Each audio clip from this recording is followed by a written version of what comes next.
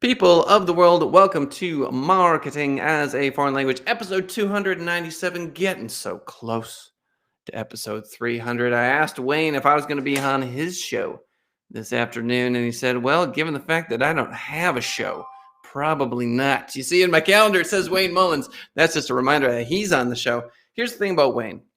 Wayne is like a marketing saint / family man, living in Louisiana, doing his thing. He sends you, get this, coasters.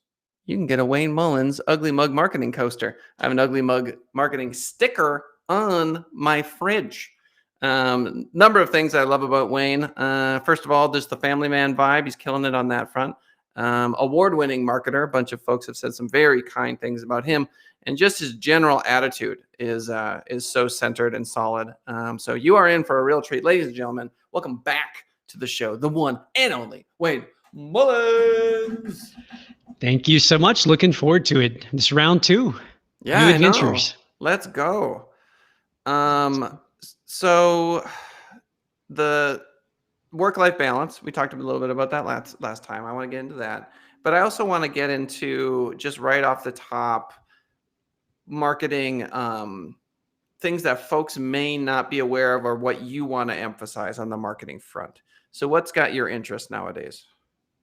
Yeah, absolutely. I would jump into that by saying that most people believe they are doing social media marketing when in fact, they're doing nothing more than digital marketing. And this is more than semantics. I know some people watching or listening are thinking, okay, what's the big deal? It's 2 different words, same thing. No, it's not. When we think of social media, the word social means what? It means with others.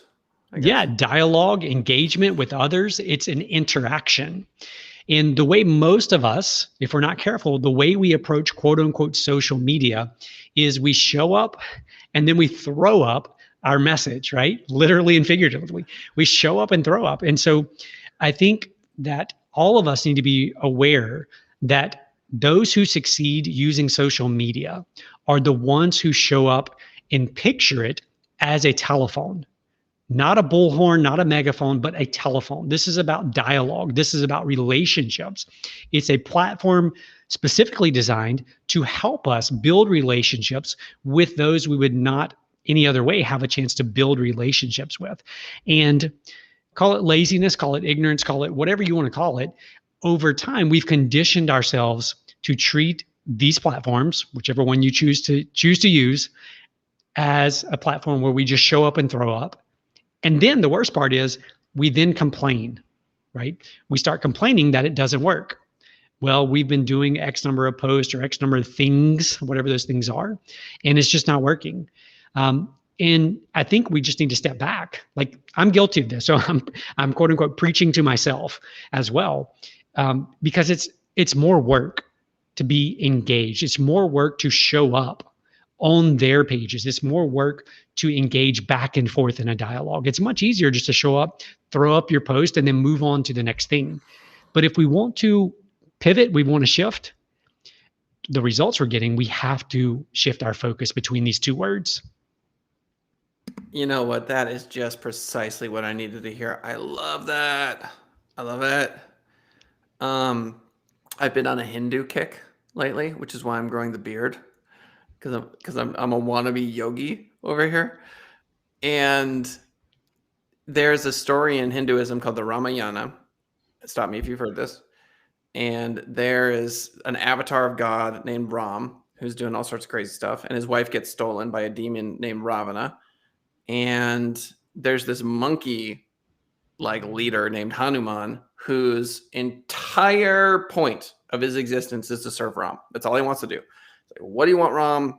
And in the West, I think we do have a hang up about service sometimes. In the business community, it's like, no, client comes first. But even nowadays, you're like, no, there's this sort of thing. In this particular story, Hanuman is known as the breath of Ram. That's how close he is. Like, he will do anything. And so basically, Hanuman does all these incredible things, helps save Ram's wife. And Ram says to Hanuman, I will give you anything. He's God, right? He's like, just whatever you want, I will give it to you. And Hanuman says, save me from the tentacles of egoism. Yeah. No, that's good. So that's, to me, sort of a metaphor for what you just said, which is if you go at it towards a strategy of like, oh, I'm going to get rich because I'm going to engage with my audience, that's fine, like, okay, but at the end of the day, if you can really, I think, extricate yourself from your melodrama and go, I'm going to become my client for a second. I'm just going to imagine them waking up, them grabbing their coffee, they're stressed, they got this and that going on, and then they see this post on social media. You know what I mean? And they want to communicate with me, and I'm going to be right there for them, when they communicate with me. That's got to be the path, right? No, absolutely. That's spot on. I think all too often, though, what happens over time, and it's just a natural consequence, maybe call it scar tissue of building a business, building a brand, building a product. What happens over time, if we're not careful, we fall more in love with our product or service than the people that our product or service is supposed to serve. And I don't think anyone sets out with that mentality, right? I mean, yes, obviously there are the few that are like, this is about the money. I'm going after the money. That's all that matters. But for most of us, we get into a business, into an industry because we care about the solutions that are being offered. We care about the people and the impact those solutions are going to have on those lives. And I think as we progress through business and life in general, over time, our focus starts to shift off of that. Our focus begins to shift on all the other things, right? Financials, HR, you name it, all the things that keep us up at night, that stress us out, and we lose sight of the people that we're supposed to be serving, and we fall in love with. We replace that with a love for the product or a love for the service. And it's interesting that you say that, because just yesterday, I through Dunning-Kruger, and many of you folks probably know what that is, but it's basically projecting your intelligence on other people and folks that don't have expertise in a single area, overestimating their expertise, right? So I will tend to project my business owner mentality, my spiritual mentality onto everyone else and go, oh yeah, people are inherently selfless, like they're thinking about other people. And then I met someone last night who is going through a crazy divorce. And basically this person had her sign away all of her rights to everything. And just listening to these stories of, like, there are people out there that are just like, it's the money or the power or, what I mean? Or maybe it's a phase of their life, and I love everybody. So I love even people that are doing the heinous, horrifying things, because I understand that this is a very hard life that we're living. They've rationalized it in some way. So it's not like I don't love these people. But there are folks out there that are doing some pretty wild and crazy stuff, which is one of the reasons I like you, because you seem to have a good head on your shoulder. And we've talked about like the intersection of spirituality and business. And I like talking about that a lot because you're not supposed to. That makes me happy because I'm a rebel. But aren't you a pretty spiritual guy? Didn't we talk about this last time? Yeah, we did. And yes. Yeah, so let's dive into that. Like, how does your spirituality inform your entrepreneurship? Yeah, I think, again, I'm going to say what I just said, but the reason I'm saying it again is because it was true of my story. And again, if I'm not careful, it will become true again.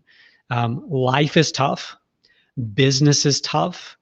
And so when you begin down the path, it's not that we intentionally get off the path. So whatever that path may be for you, whether it's personal, spiritual, business, it doesn't matter. When we start going down that path, there's these little things that in many cases are very good and deserving things that slightly pull us off the direction, the path that we're on. And here's the thing: if we're not careful, that one step sideways, that one step over to take care of something that may in the moment look like, seem like, and may in many ways be good, that 1 degree or that one step sideways has now shifted our destination completely. And what we see from so many people in the business world, personal lives, spiritual lives, is we don't often notice that the path has diverged, right? That we've stepped off the original path because it's so subtle. It's often in those one or two little steps that we finally wake up and we realize, look, the path is way over there. That's where I intended to be. How did I get here? How did I get to this point? And so, what I would say is I think it's so important for all people, but particularly for entrepreneurs, people in the business world, to identify what are the things that ground you, what are the things that are your true north for you, and then how are you revisiting those things? In other words, how are you keeping your life, your business in alignment with those things? The best analogy I've got is just like a car. So if you drive a car, over time, the front wheels will likely become out of alignment. And you may not notice it, but what happens is it slowly, pulls to one side or the other. And if it's just a little bit out of alignment, we don't notice it. But what happens is it wears the tires out on the vehicle. It can also lead to all kinds of other damage to the stuff. I don't know what it is, but it can lead to damage to those things as well. But that metaphor is so important because we don't notice that the tires are getting worn down on the vehicle when the car's a little bit out of alignment. And so for us, we need those things in our lives that check and hold us true to the path that we want to be marching down. And so I don't know if that answers the question, but I think for all of us, identifying that and identifying the rituals and the practices that help keep that true north for us is so important. Yeah, that's that I love it. And I'm reminded of the Tao, which every do you hear in martial arts comes from this Chinese word Tao, which is the path. So Taekwondo, Aikido, Hapkido, all these dos, it's just the path, the way of XYZ. There was someone called the third patriarch of Zen, who was known for saying the path is not difficult for he who has no preferences. Yeah, just have no preferences. It's fine. Good luck with that, by the way. I want coffee. No, wait, no, I don't. So you just instantly paralyzed. So it's like there are these foundational. Okay, I'll put you this way. To me, it's like there's the name of the book, which is your life, which is Wayne Mullins. Okay, welcome to Wayne Mullins. Awesome. And then there are all these chapters, and each chapter has a mantra where it's the thing that your mind kind of goes back to during a period of time. And like I had a happy, healthy, wealthy, wise mantra. I have a, but can't you see it's all perfect mantra. I have, and these thoughts and the chapters can get revisited as you get older. Like you can go back to like seeing the mantra of the chapter that, but the things that we repetitively tell ourselves become these sort of like chapters in the book of our life. And what's so magnificent about this particular thing we find ourselves in or a part of or whatever is that just like a video game, you can't say jump and have it be accurate because it's not always jump. Sometimes it's not jump. Sometimes it's do nothing. Sometimes it's wait. Sometimes it's run as fast as you possibly can. The best chess opening is the one that Magnus Carlsen does. Because he's a world chess champion. It's not the best one when you do it. Yeah. Yeah. So what do you think about all that? No, I agree. And I think what you're talking about when we think about chapters in our lives, chapters in our businesses, I think the analogy plays out so well, not just for us though. And I think that's a mistake. And you talked about this very early on when we were first chatting, is that we have to remember the same is true for other people. The chapter that we experience someone else in today may not be the chapter that defines who they are. It may not be the chapter that has defined everything up to this point. And so I think that's why it's so important. Like I'll jump to the business side. Why it's so important in the business world that we approach business and we approach our clients with grace, because we don't understand the previous chapters. We don't even really understand the current chapter. We are reading a line or a paragraph from that current chapter. And if we allow that to completely alter our view of those people, we then form a bias based on a single sentence or a single paragraph from an entire work that we have either not had the privilege of looking into, or two, haven't taken the time to explore that and get to see the full picture. I I love it. The intersection of what I would call, you can call it psychology if you like, if that makes you feel more comfortable. You can call it sociology, call it what you like. I call it spirituality because it's extricating your awareness from your own melodrama just for a minute. Just get outside of your own melodrama. It's like the Kellen Kautzman story has ups and downs and roller coasters, and I can spend a whole life inside this thing easily. But it's like, okay, that'll be there when I come back. Okay, let's just leave that melodrama for a second and let's go into someone else's melodrama.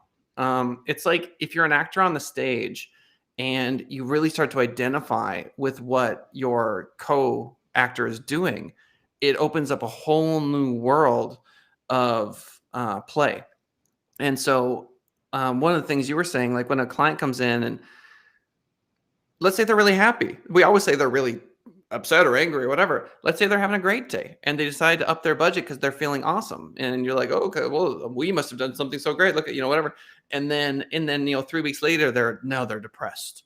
Look how depressed they are. And then you take it personally, but it's like, just stop all that and just be them for a minute. Just stop what you're doing and be that person. All of the things, like for example, there's something wrong with that person's body. Something's hurting them, like right now, like they have a headache, they're not getting good sleep. There's they got a scuff on their car when they got out of the restaurant the other day. Their kid has some issue that is really they don't know how to solve it. Like all these things are true for this person, and the last thing I'll say is that we often will be able to look at an adult and go, they're having a bad day. I get it. I'll forgive them. But I shouldn't say we don't, but I've seen it where we don't express that. We don't lend that same credence to kids. Kids have bad days too.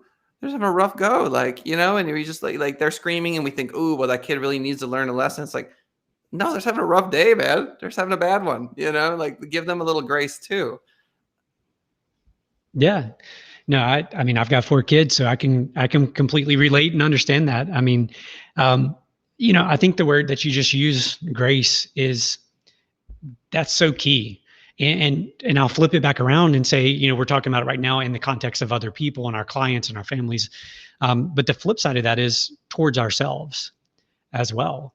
I don't know about for you, but for me, I'm often my own worst critic. I'm often harder on myself than I am on others. And I think we have to learn to show ourselves grace, to you talked about how you're learning, or you're able to separate yourself from all the things going on in your life and jump into somebody else's story, jump into where they are. And I think that, you can look at the spiritual side of that, but you can also the psychology side of that. It's the empathy of truly feeling what they're going to feel and understanding what it's like to walk in their shoes. But the same is true for us. Like we need to learn to show ourselves some empathy as well. So for everybody listening or watching, as entrepreneurs, business owners, that whole world, the level of stress is immense, right? So not only are we dealing with life and a pandemic and all the things taking place in the world, but then if you've got team members, you're dealing with not only all of that, but maybe you're supporting the livelihood of their families. So that weighs on you. But again, it goes back to what you said, which is it's being able to separate ourselves from all the things taking place in our lives, to put that aside and to look around, be aware. I think awareness would be the other word, maybe. 100%. It's so interesting. Hunter, I agree entirely with what you're saying. So there's this spiritual teacher named Ram Dass, who I just love. This dude's incredible. He passed away a couple of years ago. He's very influential in the 60s. He was a Harvard professor. I could talk about him for many, many shows easily. He always referred to like extricating yourself from identifying with even your own thoughts.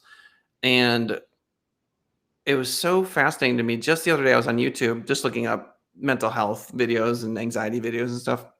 And here was this 34-year-old woman psychologist who was saying the exact same things as the 82-year-old Hindu spiritual leader. Like, she's like, don't identify with your thoughts. Like try to envision yourself as the witness perceiving the thought as opposed to being responsible for it.